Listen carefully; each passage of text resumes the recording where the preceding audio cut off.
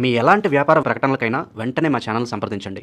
అందరికీ నమస్కారం. నేను శిరీష. ప్రస్తుతం మనతో పాటు ఉన్నారు ప్రముఖ ఆధ్యాత్మికవేత్త జ్యోతిష్య పండితులు రామదాస్ శర్మ గారు. గురుగారితో మాట్లాడతాం.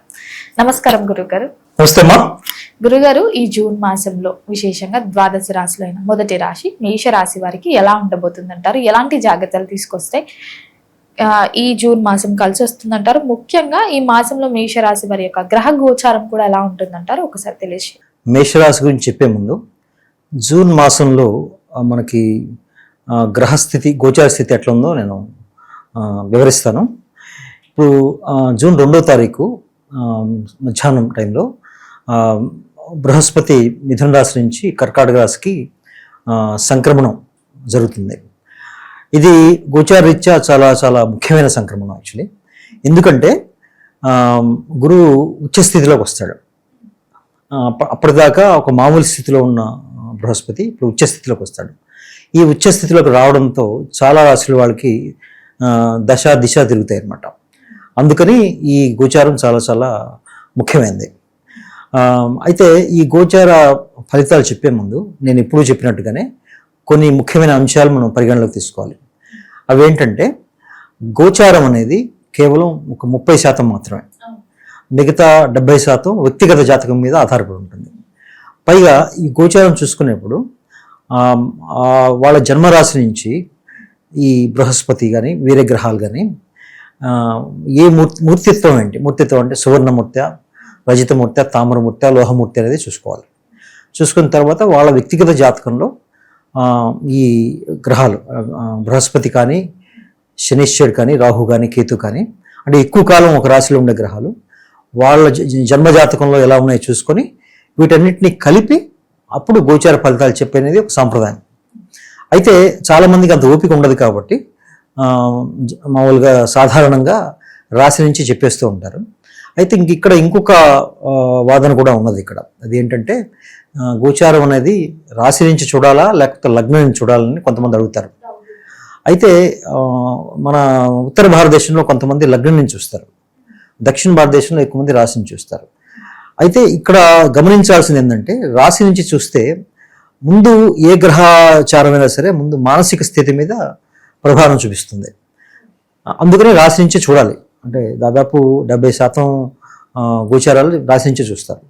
లగ్నం నుంచి ఎందుకు చూడాలంటే జరిగే సంఘటనలు మనకి అనుకూలంగా ఉంటాయా ప్రతికూలంగా ఉంటాయా అని తెలుస్తుంది. లగ్నం నుంచి చూస్తే అది తెలుస్తుంది. కొంతమందికి ఏంటంటే లగ్నం నుంచి రాశి అష్టమంలో ఉంటుంది. అలాంటి వాళ్ళకి రాశియాత్తు బాగున్నా కూడా లగ్నాత్తు బాగుండదు. అట్లాంటి కొన్ని ప్రత్యేకమైన ఈవెంట్స్ చూసుకొని మనం ప్రొడిక్షన్ ఇవ్వాల్సి వస్తుంది. ఇది ముఖ్యంగా చెప్పాలంటే గోచారానికి సంబంధించి.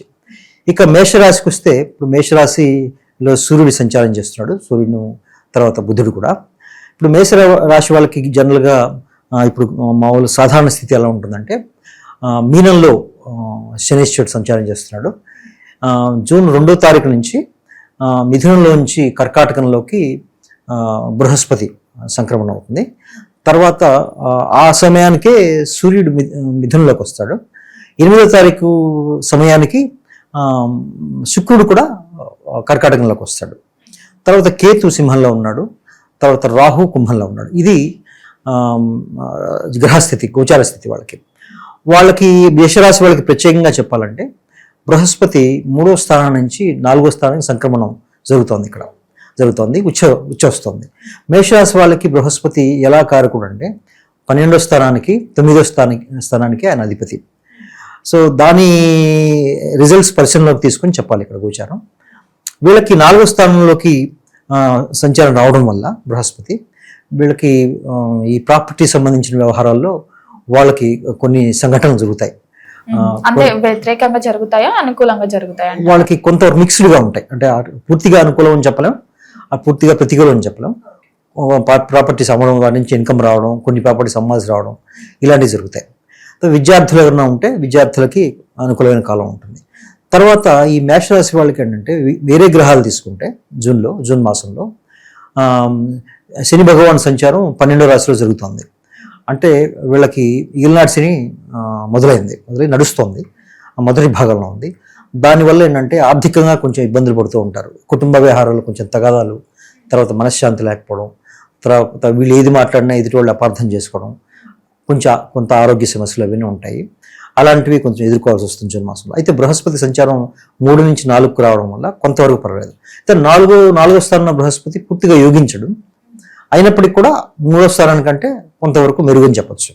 తర్వాత రాహు 11వ స్థానంలో ఉండడం వల్ల, తర్వాత 5వ స్థానంలో కేతు ఉండడం వల్ల వీళ్ళకి ఏంటంటే ఏ నిర్ణయాలు తీసుకోవాలన్నా వీళ్ళకి కొంచెం కన్ఫ్యూషన్ ఎక్కువ ఉంటుంది. అంటే అంత త్వరగా నిర్ణయించలేరు, వీళ్ళు తీసుకోవడం కష్టం అవుతుంది.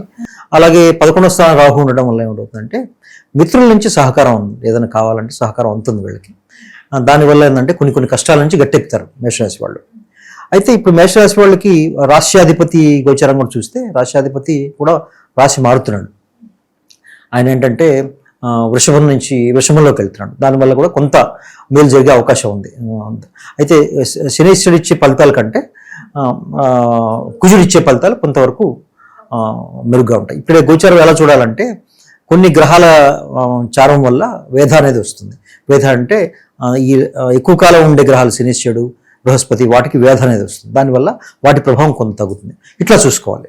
అయితే ముఖ్యంగా గోచారం ఈ 4 గ్రహాల నుంచే చెప్తాం మనం. 4 గ్రహాలు రాశ్యాధిపతి. సో ఆ రకంగా చూస్తే మేషరాశి వారికి ఒక 60% బాగుంటుందని చెప్పాలి. మరి ఉద్యోగ రంగంలో ఉన్న వారికి ఎలా ఉండబోతుంది అంటారు? నిరుద్యోగుల పరిస్థితి కూడా ఏంటంటారు ఈ మాసంలో? ఉద్యోగ రంగంలో వాళ్ళు కొంచెం ఇబ్బందులు ఉంటాయని అనుకుంటున్నాను. ఎందుకంటే ఆయనకి దశమాధిపతి శనీశ్వరుడు 12వ స్థానంలో సంచారం చేస్తున్నాడు. దాంతో ఏమవుతుందంటే వాళ్ళ అధిక శ్రమ, అధిక ఒత్తిడి ఉంటుంది, లాభం తక్కువగా ఉంటుంది. ఆ ఒత్తిడికి తగినంత లాభం వాళ్ళకి రాదు. అందుకని కొంచెం ఎక్కువ శ్రమించాల్సి వస్తుంది. అయితే బృహస్పతి గోచారం కొంతవరకు మెరుగవడం వల్ల అది కొంతవరకు కాంపెన్సేట్ చేస్తుంది వాళ్ళకి కొంత ప్రయోజనంగా ఉంటుంది వాళ్ళకి. మరి గురుగారు, విద్యార్థులకు ఎలా ఉంటుంది అంటారు? మళ్ళీ జూన్ మాసం కాలేజీలు స్టార్ట్ అని, స్కూల్స్ స్టార్ట్ అవుతూ ఉంటాయి కదా, మరి ఎలాంటి నిర్ణయాలు తీసుకుంటే బాగుంటుంది అంటారు విద్యార్థులకు అనుకూలంగా ఉంది. ఎందుకంటే 4వ స్థానంలోకి బృహస్పతి వస్తాడు, ఉచ్చ స్థానంలో ఉంటాడు కాబట్టి. పైగా మేషరాశి వాళ్ళకి 9వ స్థానాధిపతి, 12వ స్థానాధిపతి. వీళ్ళు దూర ప్రాంతాలకు ఎవరైనా చదువు కోసం వెళ్ళే అవకాశాలు కూడా ఉంటాయి.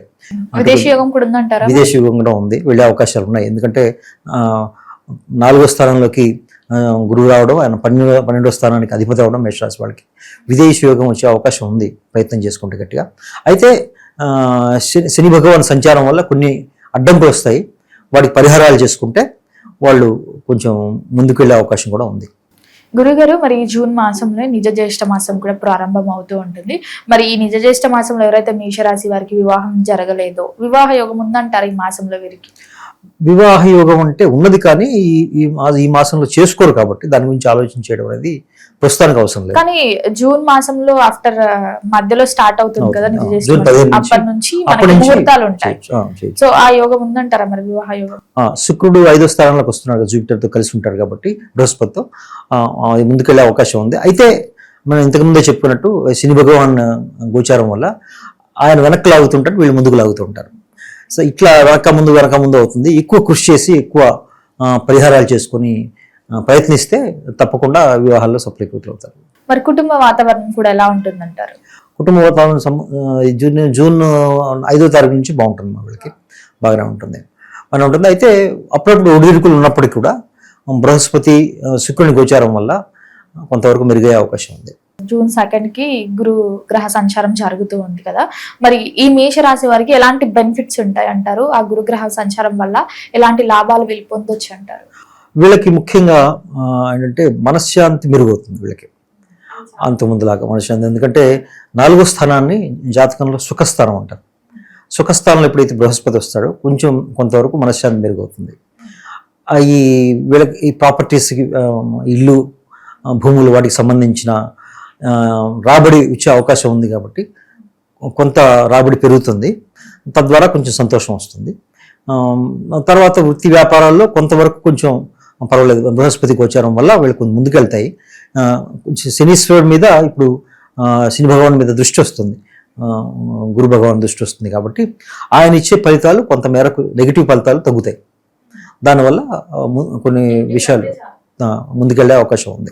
ఈ పెట్టుబడులు పట్టడం కానీ కొత్తగా వ్యాపారం స్టార్ట్ చేద్దాం మన ఆలోచన ఉన్నవారు చేయొచ్చు అంటారా? కొత్తగా వ్యాపారాలు స్టార్ట్ చేయొచ్చు. అంటే జూన్ 2వ తారీఖు నుంచి అక్టోబర్ దాకా ప్రయత్నం చేయొచ్చమ్మా వీళ్ళకి. ఎందుకంటే బృహస్పతి అనుకూలిస్తాడు. 2వ స్థానాధిపతి శుక్రుడు కూడా 5వ స్థానానికి 4వ స్థానానికి వస్తారు కాబట్టి 8వ తారీఖు ఆయన 5వ స్థానానికి వస్తారు.